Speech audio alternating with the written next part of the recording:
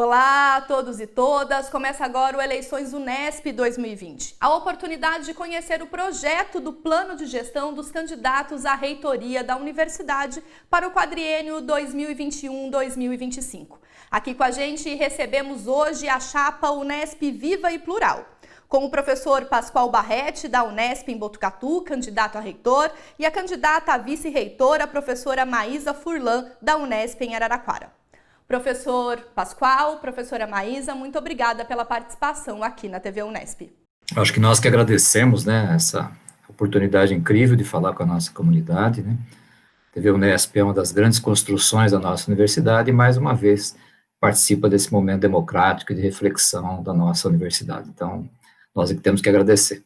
Eu também gostaria de agradecer, Maíra, a oportunidade de discutir, mostrar o nosso plano de gestão. Agradeço a você e a TV Unesp pela oportunidade. Professores, para iniciarmos essa nossa entrevista, para apresentar as atividades, as ações previstas no plano de gestão, eu gostaria de saber qual que é a Unesp que vocês almejam construir nos próximos 4 anos, caso venham a ser eleitos à reitoria da universidade.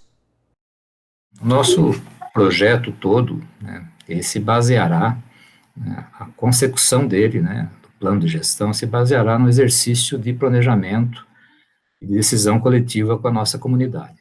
Isso se dará no início da gestão, e nesse planejamento a gente pretende discutir e aprovar políticas institucionais duradouras, não apenas projetos para 4 anos, mas teremos as prioridades de maneira muito clara, e a gente vê como prioridade a reposição do quadro de servidores técnico-administrativos e professores, o ajuste do custeio, do orçamento das unidades universitárias e também a valorização da carreira dos servidores. Então, teremos esse exercício de planejamento e definiremos políticas institucionais. Essas são as prioridades. O que se entende por política institucional? Aquelas que terão um caráter que extrapolarão as gestões, a nossa e as futuras. Então, por exemplo, pretendemos fazer com que a permanência estudantil seja uma política institucional. Então, eu gostaria de ver, ao final de 4 anos, cumpridas as nossas prioridades. Mas para que essas prioridades? Para que a Unesp possa desenhar e executar e manter um projeto acadêmico de excelência compatível com a sua situação nos rankings nacionais e internacionais de universidade de excelência, de universidade de pesquisa, rumo a uma universidade de classe mundial. Então, para tanto, pretendemos que a professora Maísa seja a grande condutora desse projeto acadêmico. Então, gostaria que a professora Maísa falasse um pouco a respeito de que universidade, do ponto de vista acadêmico, nós almejamos.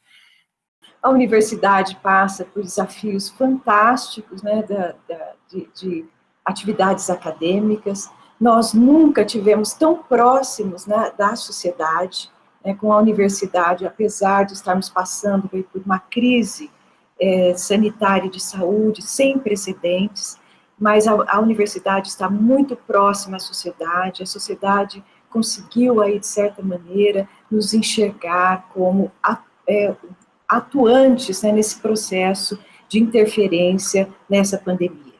Então, as nossas atividades de extensão, elas devem, de certa maneira, ter aí um protagonismo muito importante, porque nós temos que nos aproximar da sociedade, e essas atividades de extensão são primordiais e participam como um braço, extentor do conhecimento para resolver algumas questões prementes da sociedade. Nós temos também aí a oportunidade de estabelecer alguns desafios para a nossa graduação. A nossa graduação, ela deverá, num certo aspecto, ter um caráter um pouco mais interdisciplinar, participar aí da vida da universidade, com maior criatividade, com uma convergência de áreas, assim como a pós-graduação. A pós-graduação está passando por uma transição espetacular também, no que se refere às suas atividades de avaliação. Ela passa agora de uma avaliação mais burocrática e que vem se configurando com os últimos PNPGs, e agora, nesse momento, já se discute uma avaliação um pouco mais multidimensional, em que certas, né, prioridades são estabelecidas, além, né, de se avaliar o resultado, né, da pesquisa e do conhecimento. Então, nós estamos aí diante de desafios fantásticos, né, e esse modelo multidimensional, ele traz aí algumas situações bastante interessantes que podem ser aplicadas também na avaliação docente. Então, uma avaliação um pouco mais eclética, uma avaliação mais interdisciplinar e baseada também nesse aspecto multidimensional e no estabelecimento de metas do departamento. Então, o departamento estabelece metas, né, para todos os docentes que o compõem, e essa avaliação multidimensional vai caracterizar, né, os resultados e o impacto desses resultados, né, para o desenvolvimento do departamento. Eu gostaria também de dizer, né, eu acho que isso é muito importante, né, que nós pretendemos construir uma universidade viva e plural, pautada também no diálogo, e não no sofrimento, na construção e não no abatimento, no acolhimento e nunca no assédio, sempre baseados nos princípios, como o professor Pascoal colocou, de uma universidade pública, autônoma, de excelência, inclusiva, diversa e comprometida com a sociedade. Professora, a senhora cita o nome da chapa e a que ela se destina, a Unesp Viva e Plural, e eu gostaria de saber dos professores em que medida a chapa almeja garantir a particularidade das 34 unidades nas 24 cidades onde a Unesp se faz presente e, ao mesmo tempo, assegurar a identidade de que todos nós somos Unesp. Nós acreditamos que essa diversidade, né, essas especificidades, elas são a grande riqueza da nossa universidade. Essa sua distribuição geográfica ampla, isso não pode ser visto como um desafio, como alguma coisa errada, como alguma coisa ruim para a universidade. Como eu disse, ela é uma grande riqueza.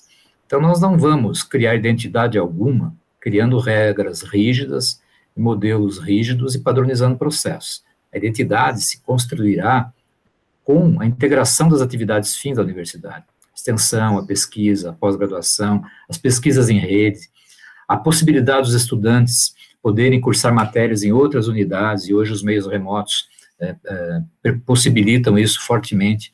Então, a identidade se constituirá na excelência do trabalho coletivo, nas enormes oportunidades que essa situação de pandemia mostrou serem possíveis. A Unesp teve uma capacidade de resposta enorme, né, sem que as pessoas precisassem sair das suas unidades, dos seus locais de trabalho. Então, assim se construirá essa identidade.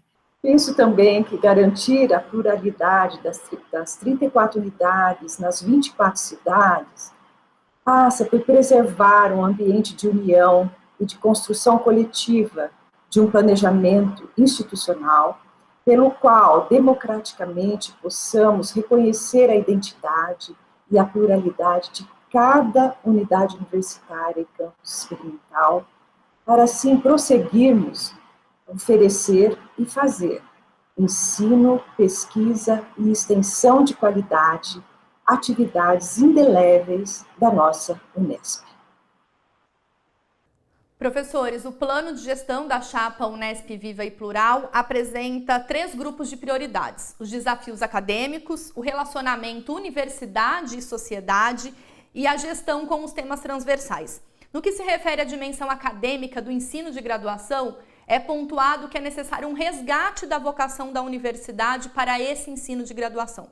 Quais são as propostas da chapa para assegurar essa vocação da universidade? Eu gostaria, como eu já coloquei os desafios da graduação, né, no início da minha fala, eu gostaria de focar aqui num aspecto que eu acho fundamental, né, para nós enriquecermos a nossa graduação, que é a inclusão, né, das humanidades nos nossos currículos.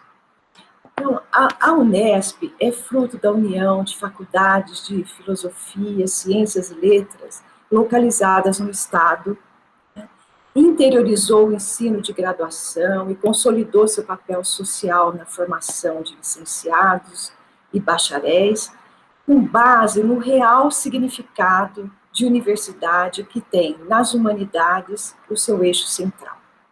Considerando que o conhecimento científico acumulado nos oferece amplas possibilidades para mudar o mundo de forma profunda e radical, são as humanidades que podem oferecer os parâmetros para uma existência humana, marcada pela solidariedade, empatia e demais valores que constituem a nossa sociedade. Resgatar a compreensão das ciências humanas no campo de outras ciências é reafirmar a vocação original da Unesp e reforçar uma formação humanística aos nossos discentes. Eu acho que, como exemplo, eu gostaria de colocar aqui, uma vez que o professor Pascoal é médico, né, podemos citar no campo de saúde pública, que só tem sentido a saúde pública, né, a partir de uma ampla compreensão das ciências humanas. Então, além de nós propormos, né, uma estrutura curricular, né, interdisciplinar, né, e criativa, nessa estrutura curricular mais criativa e mais afeita aos problemas da sociedade, as ciências humanas e as humanidades têm um papel fundamental, que eu gostaria e quis destacar aqui. Eu gostaria também de destacar uma das colocações do nosso plano de gestão, né, que a gente deseja que a graduação seja um centro, né, difusor, né, ela irradia arte e ciência, né, para toda a Unesp. Então, gostaria de destacar isso, porque está expresso no nosso plano de gestão. Muito obrigado pela pergunta. Sobre ainda esse aspecto da graduação, professores, a chapa destaca a importância da formação humanística, como a professora Maísa bem pontuou, mas ela centrada no nosso discente de graduação e também no discente de pós-graduação. E um diálogo efetivo com os movimentos estudantis. Como a chapa vislumbra a realização desse potencial diálogo e dessa interlocução ainda maior com os estudantes da universidade? Isso é absolutamente fundamental. Os temas, né, que são abordados na universidade hoje são decididos, né, sem a participação democrática dos estudantes. A ausência da participação dos estudantes se dá por uma questão de dispositivo legal, né, que ele não tem ainda reestruturado o seu diretório central. Nós precisamos buscar urgentemente esse diálogo para construir com eles qual é a saída, não impor a eles uma saída. Vocês entrarão no Conselho Universitário por essa porta. Então, é isso que a gente fala, o diálogo, entender o movimento estudantil, os seus anseios, mas baseado na importância fundamental que eles têm para a democracia interna na universidade, para a construção da universidade, porque essa universidade deve muito aos seus estudantes, a gente precisa ter esse diálogo constante. Hoje, os canais de comunicação permitem isso com grande facilidade. A gente precisa conhecer as atividades dos estudantes, porque elas são várias, elas não são só dos centros acadêmicos, tem as ligas estudantis, há vários movimentos organizados, coletivos. É esse diálogo que a gente quer resgatar com os estudantes, para construir com eles a possibilidade deles participarem das decisões da nossa universidade, porque isso é absolutamente fundamental, certo, Maísa?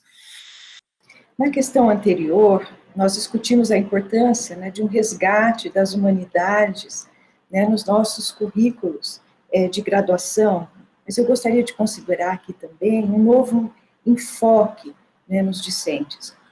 Um outro aspecto que devemos considerar sobre os discentes é enxergar o discente como uma pessoa, e não somente, né, aquela relação, aquele olhar de relação discente-docente, e simplesmente os espaços que eles assim, ocupam, né, nas suas atividades didáticas. Né? E como pessoas que são, eles necessitam de cuidados. Né? E com isso, a Unesp deve proporcionar uma rede de proteção e bem-estar, né, a seus discentes, oferecendo uma inclusão plena, incluindo moradia. O professor Pascoal colocou um pouquinho o quanto nós consideramos aí, né, a permanência estudantil, consideramos que ela deve ser, assim, uma política, né, estabelecida na Unesp, alimentação, atendimento em saúde, né, e espaços para atividades físicas e esportivas, né. Dessa forma também oferece o acesso à cultura, e isso eu acho fundamental, a arte, né, por meio de uma rede fantástica de bibliotecas que nós temos, né, da Fundação Editora da Unesp, e do sistema aqui, Maíra, de rádio e televisão, que é importantíssimo, né, para que eles tenham conhecimento de todos os aspectos, né, que nós desenvolvemos na nossa universidade. Entre outras estruturas aí, que também se configuram, né, em atividades de formação imprescindíveis. Bom, quanto ao diálogo, né, com os movimentos estudantis que o professor Pascoal enfocou, é imperativo que os docentes participem ativamente das principais discussões da universidade, né, como protagonistas, né, nos órgãos colegiados, fóruns assim, especiais de decisões, né, universitárias. Articular a pós-graduação e a pesquisa com as demandas da sociedade também está entre os temas prioritários do plano de gestão apresentado pela chapa. Nesse sentido, como que a gente pode sistematizar ações para promover esse maior relacionamento da universidade com a sociedade, tendo em vista a proposta de criação de um centro de divulgação científica e cultural na Unesp? Bem, Maíra, a pós-graduação brasileira se constitui no principal instrumento de institucionalização da pesquisa e, consequentemente, do conhecimento nas universidades brasileiras. A interação da universidade do século XXI com a sociedade é imprescindível. Então, neste século, né, de mudanças radicais e rápidas, nossa instituição tem que interagir de uma forma contínua com a sociedade, para atender aos seus anseios, expectativas e necessidades daquela que é, de fato, quem nos financia e a quem devemos prestar conta. Portanto, essa maior aproximação com os meios de comunicação é importante para que o conhecimento produzido possa transformar a realidade social e econômica da nossa sociedade. Então, esses meios, incluindo a TV, Unesp, a nossa assessoria também de comunicação e imprensa, e o jornalismo científico, que pensamos em criar também uma estrutura, né, que responda a essa particularidade, contribuem para traduzir esse conhecimento em uma linguagem acessível e, consequentemente, ampliar o diálogo com a nossa sociedade. A sustentabilidade também é um dos pontos-chave apresentado no plano de gestão, dialogando com os objetivos do desenvolvimento sustentável da Agenda 2030 da ONU, inclusive apresentando uma proposta de um projeto Unesp Sustentável. No que consiste esse projeto, professores? Inicialmente, né, que nós pretendemos ter uma educação para a sustentabilidade, né, baseada nos objetivos de desenvolvimento da Organização das Nações Unidas. Mas nós queremos criar também um grande diálogo com a comunidade através da criação de um canal Unesp Sustentável, né. Como já falei antes, é muito mais fácil hoje, né, o quanto a gente aprendeu com a comunicação remota. Pretendemos estar muito atentos, né, que os nossos escritórios de projetos sejam, na área de engenharia, na área de arquitetura, olhem, né, as construções da universidade com outros olhos, né, as construções sejam mais sustentáveis, né. Por exemplo, nós precisamos diminuir as áreas impermeáveis, né, não podemos transformar os campos na Unesp numa grande cidade de São Paulo, temos que ter mais áreas permeáveis, mais áreas verdes.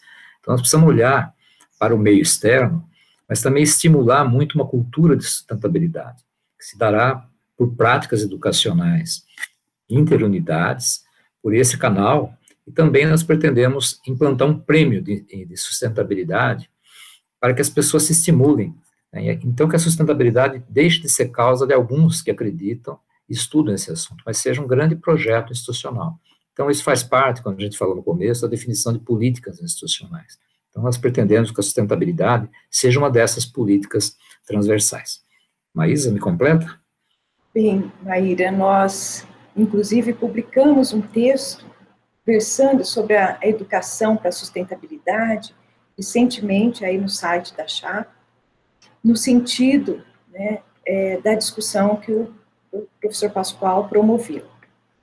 Eu, para não ser repetitiva, eu gostaria de destacar um aspecto que eu acho, assim, bastante interessante. Os ODS, desculpa, são interligados, né? E a chave do sucesso de um ODS envolverá certamente abordar também questões associadas a outra. Isso traz um aspecto, assim, né, que se aproxima muito do conhecimento científico, daquele que você vai arquiteturando conhecimentos e bases, né, do saber e, consequentemente, né, contribuindo sobremaneira para a qualificação dessas atividades e detecção de novas frentes de sustentabilidade em um determinado ambiente, né? Então, esse saber, como a gente faz essa relação, né, com o conhecimento científico, eles são infindáveis, motivadores, cíclicos, né? E mais que isso, a realização de um projeto dessa natureza, ela se torna perene, né, e contribui sobremaneira para esse objetivo final, que é a educação para a sustentabilidade. Outro aspecto diz respeito à acessibilidade e à inclusão, que seriam temas centrais do Plano de Desenvolvimento Institucional, o PDI, da nossa universidade. Como vocês observam a correspondência dessa ação de acessibilidade e inclusão com o contexto no qual a universidade se encontra, uma vez que ela é pioneira em ações afirmativas? Sim, ela é pioneira, isso tem que ser perenizado, né? Tanto eu quanto Maísa fomos defensores, né, intransigentes da política de inclusão, ela está dando muito certo, é uma possibilidade da gente ter na universidade cérebros que se perderiam no contexto educacional prévio, né? Perpetuaríamos uma universidade de brancos, ricos, né, voltadas para as classes de melhor condição, de menos vulnerabilidade. Então, acho que foi um grande projeto. Agora, esse projeto tem que se aliar um projeto, uma política de permanência estudantil garantindo a inclusão. Mas a gente não vê a inclusão só no aspecto de acesso à universidade. A gente também vê a inclusão em todos os espaços da universidade, né? Não deixa de ser inclusão você poder, um estudante, ter acesso, ou não deixa de ser acessibilidade, melhor dizendo, um estudante ou um servidor ter acesso ao que a Unesp pode oferecer de conteúdos, de experiências, né, de projetos de excelência, de disciplinas de ciências humanas, por exemplo, como foi citado. Então, a gente não vê a inclusão só nesse aspecto, né, de acesso à universidade. A inclusão digital se faz absolutamente inadiável, né, diante dos desafios do mundo contemporâneo. E a gente também não enxerga a acessibilidade apenas naquilo que se relaciona às barreiras físicas e às pessoas com deficiência. Acessibilidade é ter acesso a toda a grandeza e toda a riqueza de conhecimento que a Unesp pode oferecer.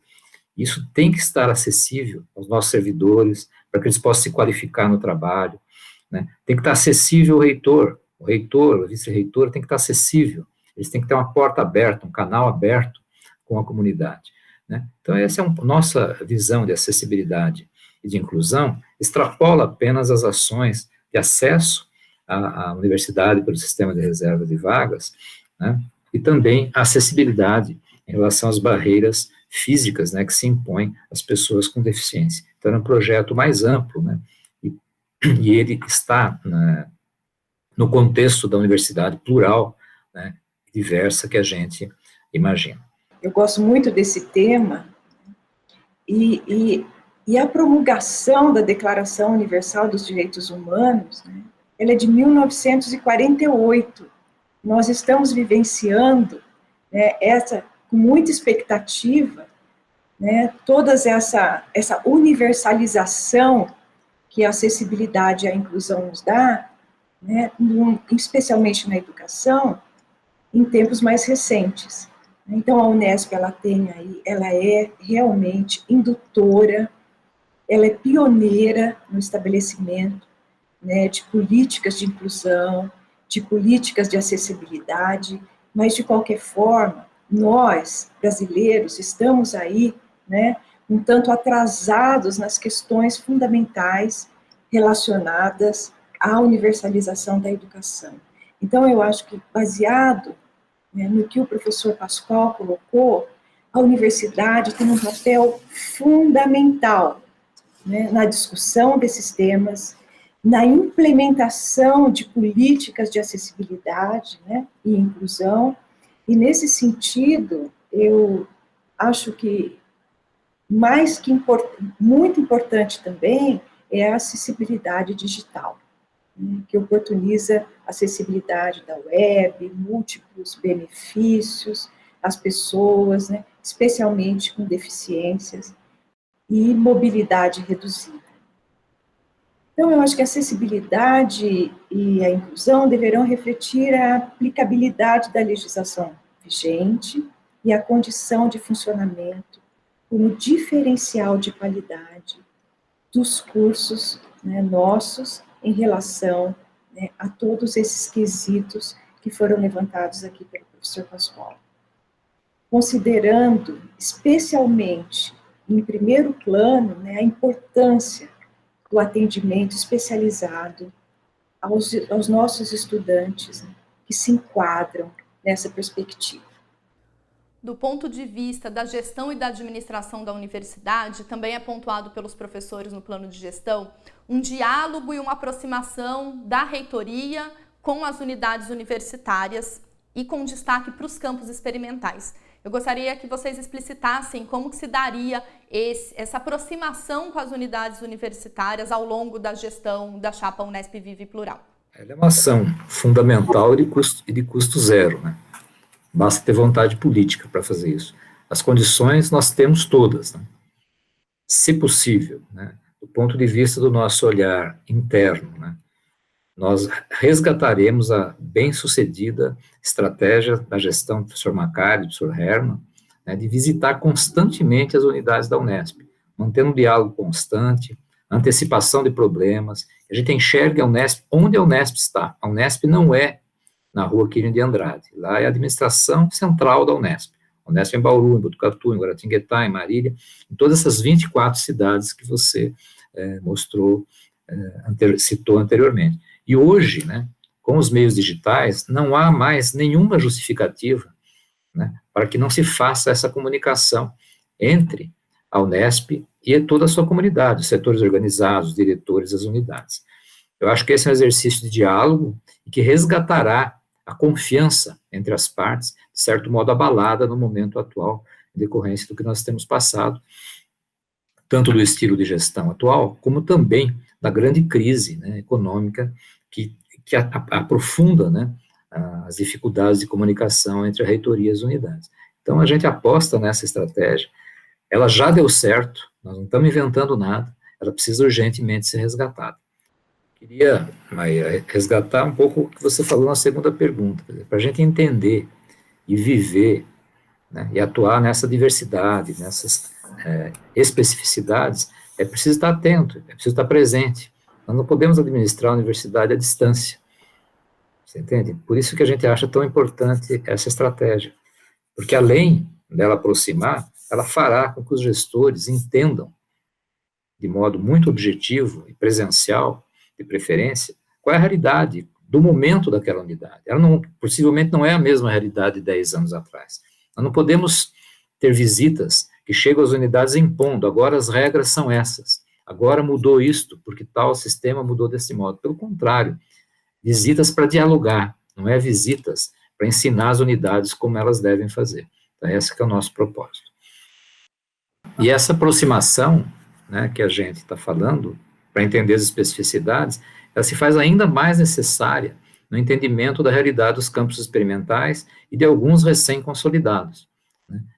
Nós temos dito, e falamos em entrevista recente, em áudio recente, que a discussão e o direcionamento adequado da situação dos campos experimentais ela é inadiável, mas ela não pode se fazer com comissões das quais muitas vezes ninguém dos campos experimentais fazem parte. Os campos experimentais têm uma riqueza enorme, particularmente de recursos humanos, né?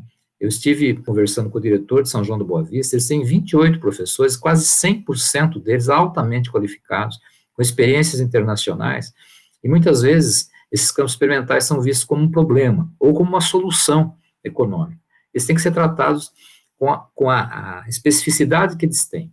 Eles foram criados pela Unesp, eles têm que ser abraçados pela Unesp, e as necessidades deles são muitas vezes diferentes das necessidades de um campus consolidado. Então, se São João da Boa Vista, a necessidade docente existe, mas ela pode ser menor que Araraquara, o gestor tem que estar presente para entender isso. E o tratamento da questão dos campos experimentais não se pode dar simetricamente com a questão de campos praticamente seculares, né, como Araraquara.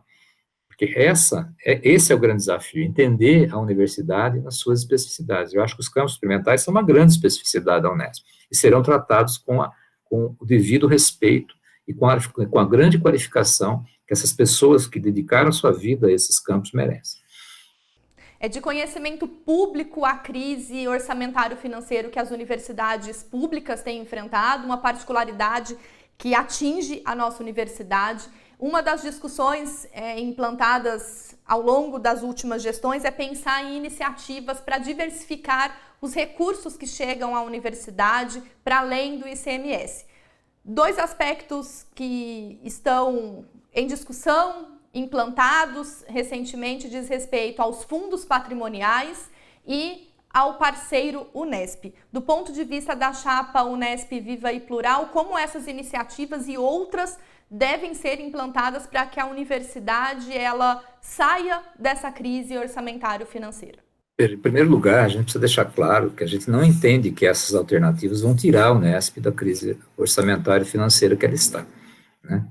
E nem tem pouco se cogita qualquer iniciativa que vise, né, qualquer forma de privatização de qualquer coisa que seja, não é isso. Então, a gente defende, acredita, e assim no mundo inteiro, no financiamento público. E os reitores têm que estar muito coesos, né, nesse momento de crise, certamente estarão, né, para garantir o financiamento público da Unesp, da USP e da Unicamp, né, porque a crise vai atingir as três, talvez mais intensamente a Unesp. Então, nós temos, primeiro, ser defensores intransigentes do financiamento público. Segundo, nós temos que fazer uma gestão eficiente, com muita seriedade no uso do recurso público. Isso está grafado no nosso plano de gestão, né? Todos os recursos da universidade não pertencem à universidade, pertencem à sociedade brasileira, à sociedade paulista, que com o seu trabalho financia a universidade. É a ela que nós temos que dar conta, não apenas os órgãos de auditoria, né? Esse sim por lei. Nós temos que dar conta à sociedade. A sociedade precisa nos enxergar e entender por quê, né, que ela despende tanto recurso com o nosso financiamento. Então, essa aproximação com a sociedade, que a Maísa citou inicialmente, é fundamental para que a Unesp, além de cumprir o seu papel de transformação social, faça com que a sociedade nos enxergue e nos defenda. Nós precisamos buscar aumento da cota parte do ICMS, nós não sabemos nem se haverá ICMS, mas sempre o financiamento público terá que ser garantido. As outras formas, para que as outras formas de ingresso de recursos que atendem necessidades pontuais, por exemplo, emendas parlamentares, nós temos que ser muito rápido, muito profissionais na questão das emendas parlamentares. Então, elas garantem investimento, garantem projeto, mas elas têm uma durabilidade pequena, é apenas naquele exercício, né? E os valores disponíveis pelas emendas impositivas, que são aquelas que o governo tem que necessariamente pagar, elas são muito pequenas, e 50% delas têm que ser destinadas à área de saúde. As emendas outras, que não são impositivas, emendas de bancada, elas têm uma chance, em geral, muito pequena, né, de serem realmente efetivadas. Então, nós temos que ter ações, em relação ao governo, efetivas no aumento do financiamento. Eu quero citar uma, né, que foi uma grande ação que a gente pretende continuar, foi um grande feito da gestão atual, foi a interação com o governo do Estado, com a Secretaria de Desenvolvimento Econômico, que buscou o justo ressarcimento para a Unesp da folha de ativos do Hospital das Clínicas. E nós precisamos caminhar por esse caminho que já está aberto e buscar o ressarcimento da folha de inativos, melhor dizendo, da folha de aposentados, né? Então, essa é uma busca de um financiamento, desonerando a universidade de um pagamento para um grupo de profissionais que não atua mais na nossa universidade. Uma outra questão fundamental que tem que ser enfrentada é a questão da insuficiência financeira, ou seja, a diferença entre as contribuições patronais do trabalhador e o pagamento que a Unesp faz de modo justo e correto integrar o seu quadro de aposentados, que hoje passam de 7 mil pessoas. Então, eu não sou daqueles que defendem, esse pessoal tem que passar para a SPPrev, o problema é deles. Não é isso, o problema é da Unesp. A proposta que está em curso, instada pelo Tribunal de Contas, é a transferência para a SPPrev, mas a Unesp tem que continuar bancando esses recursos. Nós temos que discutir com o governo do Estado o financiamento da insuficiência financeira, porque isso será fatal para as unidades, para as unidades universitárias, para as universidades, principalmente o Unesp e o Unicamp. Há uma previsão da assessoria de planejamento da Unesp, que em 2030 nós teremos 50% das liberações do ICMS ou imposto correspondente apenas para custear a folha de nativos. Então, a discussão disso, ela pode demorar, mas ela é inadiável, que ela comece e se busque, né, uma solução, mesmo que ela não venha, toda ela ao mesmo tempo. Outra questão que é importante é a questão da interação das parcerias público-públicas, público-privadas, elas têm que existir, né? A inovação faz parte hoje, inclusive, das avaliações de pós-graduação, de pesquisa, mas para isso nós temos que mudar, diminuir a burocracia da universidade, dar mais autonomia para as unidades. Um projeto não pode demorar tantas semanas, às vezes meses, com grandes riscos, e isso tem acontecido, de perda de projetos pela universidade. Então, atuando firme nas emendas parlamentares, nos convênios públicos, nos convênios privados, com estrutura de convênios, com uma legislação de convênios autônoma, com fluxos rápidos, poderemos fazer frente a várias necessidades, mas em hipótese alguma, isso dará conta do financiamento, dos recursos humanos, do custeio, das grandes questões da universidade. Para isso, somos defensores intransigentes do financiamento público. Permanência estudantil, tem sido dito que ela pode ser financiada por emenda parlamentar ou por parcerias com a indústria. Não é verdade, ela será uma política institucional. Esses recursos podem ser úteis e ser usados em investimentos em moradia, em restaurante, em estruturas físicas, às vezes não podem ser considerados a base da política da permanência estudantil. Então, por isso que a gente acredita que os reitores têm que estar juntos, e na nossa gestão está até a possibilidade da criação de um instituto, que as 3 universidades discutam os seus aspectos acadêmicos, também seus aspectos de gestão, né, de maneira aberta também, praticamente sem custo. Então, a gente vê no CRUESP que ele pode fazer mais, né, e agora estará desafiado a fazer. E a gente tem que estar muito atento, porque não há um estudo, pelo menos que eu tenha conhecimento, de um mecanismo substitutivo ao ICMS. Né. Eu vejo como mais adequado o da FAPESP. A FAPESP recebe 1%, como prevê a Constituição do Estado, não um decreto, como é o decreto da autonomia, 1% das receitas correntes do Estado. Talvez essa seja a base a ser buscada um novo pacto de financiamento. Portanto, defendemos intransigentemente o financiamento público, mas estamos abertos, assim, a outros tipos de financiamento. O parceiro Unesp é um projeto de longo prazo. Nós não temos no Brasil essa tradição dos endowments, né, que, por exemplo, universidades americanas têm um fundo imenso. No Brasil, o maior deles, que é da Poli, tem recursos pequenos, né, que servem para algumas coisas. Nós precisamos estimular, sim, por que não?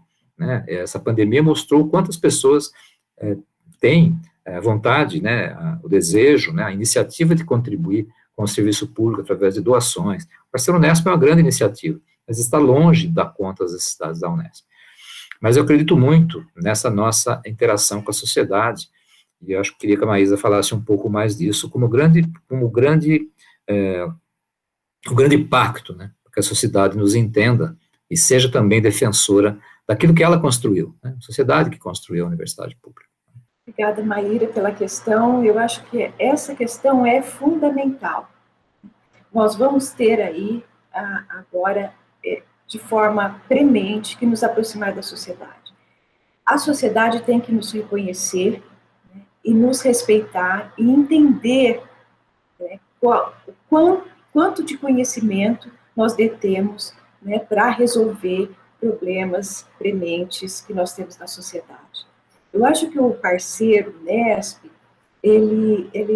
o professor Pascoal colocou muito bem, ele vem de um modelo americano, né, que são os institutos alumni, e que nos Estados Unidos, eles são, assim, fonte de verbas para as principais universidades americanas, as universidades aí que estão situadas nos melhores rankings, né, e essa visibilidade, é claro, ela está atrelada ao ensino e à formação de qualidade que essas universidades, né, assim, de certa forma, fornecem aos seus estudantes, mas também a respeitabilidade que a sociedade tem para com o conhecimento e a atividade, né, eu diria mais, a proatividade que essas universidades têm para com a sociedade.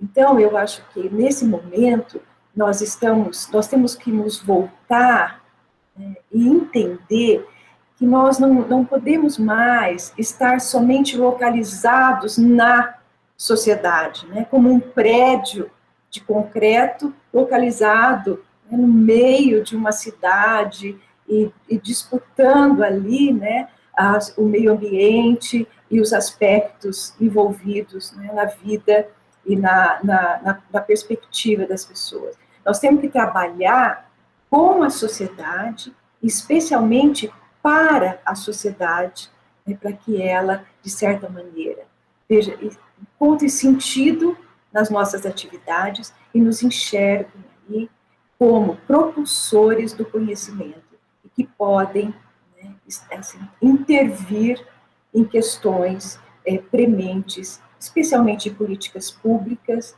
né, e especialmente onde o poder público também não dá conta, né, de resolver. Então, isso é premente, e eu acho que o programa Parceiro Unesp, ele vai ser quase que um detector, né, de como nós estamos sendo vistos pela sociedade. Se nós ampliarmos esse programa, ele não vai resolver os problemas financeiros, eu acho que o professor Pascoal colocou bem, mas ele vai ser um termômetro, né, de como a sociedade ela está olhando para a nossa universidade, reconhecendo o nosso esforço em formar recursos humanos qualificados, em ser detentora de um conhecimento de alto impacto, né, que veio resolver de forma efetiva e participar efetivamente das grandes discussões e da participação e das regulamentações, né, que nós tivemos aqui nessa crise sanitária sem precedentes. Professores, para a gente finalizar esse primeiro momento de diálogo apresentando o plano de gestão, eu gostaria de uma avaliação dos professores que compõem a chapa Unesp Vive Plural acerca da autonomia universitária, que completou 30 anos em 2019, e também sobre a importância da educação e da ciência, ainda mais nesse momento em que nós temos enfrentado e discutido um sucateamento dos recursos para manutenção dessas atividades e consagrando a Unesp como uma universidade de excelência. Quero deixar claro aqui uma opinião, né, que eu tenho, acredito que a professora Maísa compartilhe, que nós não podemos traçar um paralelo tão simples entre os problemas que nós enfrentamos no estado de São Paulo e os problemas enfrentados no Brasil. São situações muito diferentes, né? Nós vimos dois riscos recentes à autonomia universitária no estado de São Paulo, que foi a CPI das universidades, né? Mas ela foi instada, né, por um grupo de deputados totalmente desorientados, né, que não tinham a menor noção, mostraram isso nas reuniões da CPI, do que era uma universidade, do que ela faz, tanto é que nada muito importante resultou daquela CPI, né? Foi um barulho todo, uma instabilidade, e se tentou transferir ao governo do Estado a responsabilidade por aquela CPI, né? Eu realmente acho que isso não é tão simples, não é uma análise correta. No segundo momento, hoje sim, a gente vê, em busca do equilíbrio fiscal, uma ação do governo do Estado que põe em risco a ciência, sim, que é o projeto de lei 529. E a comunidade científica, né, e a universidade reagiu e resistiu como deve fazer uma universidade. Reagiu fortemente, né? Nós procuramos deputados, eu mesmo consegui 3 emendas, a reitoria conseguiu emendas, outros professores conseguiram emendas, muitos deputados se engajaram nessa luta e o governo do Estado sentiu que a resistência é muito grande. E hoje já existe uma proposta muito mais tênue, mas mesmo essa proposta pode iniciar um caminho, né, de perda dessa autonomia universitária. Então, eu vejo que era um bem maior e nós temos que lutar sempre pela autonomia universitária e pela ciência. Eu não vi durante a pandemia o governo do Estado se manifestar contrariamente à ciência, né? Não vi faltar recursos no Estado de São Paulo para equipamentos ou para o enfrentamento da pandemia. Então, eu não considero adequado que o governo do Estado e o governo federal tenham agido do mesmo modo para o sucateamento da ciência, para o negacionismo da ciência, para ações que coloquem, né, a universidade numa avaliação pública através de fake news muito abaixo do que ela realmente é. As 3 universidades públicas paulistas, elas são uma grande conquista desse Estado, né? Não há modelo semelhante no Brasil, e há modelos, e quase no mundo todo, há poucos modelos semelhantes. Então, a autonomia é uma coisa que deu muito certo, né? Eu tenho absoluta certeza que os reitores, a comunidade científica, a comunidade universitária, saberá preservar com a sua luta, com o seu posicionamento, e com a reação imediata, se necessário for, e assim fará o reitor e certamente a vice-reitora, em relação aos riscos da autonomia. Agora, o que acontece no governo federal é claramente um projeto que visa atacar a ciência. Um governo obscurantista, um governo antidemocrático. Ele tem na universidade, na ciência, os seus principais opositores. Um governo que ataca as ciências humanas é porque não quer que a universidade pense. Então, é esse tipo de ação que a gente precisa tomar cuidado. Aí, contingenciamento de FNDCT, diminuição de bolsas, e tudo aquilo que tem sido vivido na esfera federal. A professora Maísa está na CAPES, ela tem vivido de perto esse tipo de problema, reagiu, e ela vai falar um pouco mais recentemente, a alguns tipos de iniciativas que prejudicavam a pós-graduação no Brasil. Então, nós temos que estar muito atentos, né, aos movimentos desse governo, né, que se instalou no Brasil, e que põe, sim, ele em risco, o serviço público e a universidade pública, que tem escolhido o menos votado entre os reitores, né, por razões puramente de patrulhamento ideológico. Então, é contra esse tipo de situação que a nossa universidade tem que estar muito mais atenta do que aos seus próprios conflitos internos. Muitas vezes nós nos perdemos em conflitos internos, né, talvez até pela falta de diálogo, de participação democrática de todos os segmentos, mas nós temos, sim, um enfrentamento maior a fazer, que é a defesa da ciência, da pós-graduação, da pesquisa nesse país. A professora Maísa é protagonista disso, e eu gostaria que ela me ajudasse nesse posicionamento. A reação da comunidade científica ao PL 529 foi exemplar, porque ele não ataca somente as 3 universidades públicas, né? Ele ataca também a FAPESP e, consequentemente, o financiamento das pesquisas realizadas nas 3 universidades, né? O financiamento do conhecimento detentor aí de uma qualidade, né, sine qua non, que as 3 universidades públicas, né, produzem no contexto nacional. Então, assim como as 3 universidades públicas, a FAPESP também deve ser defendida.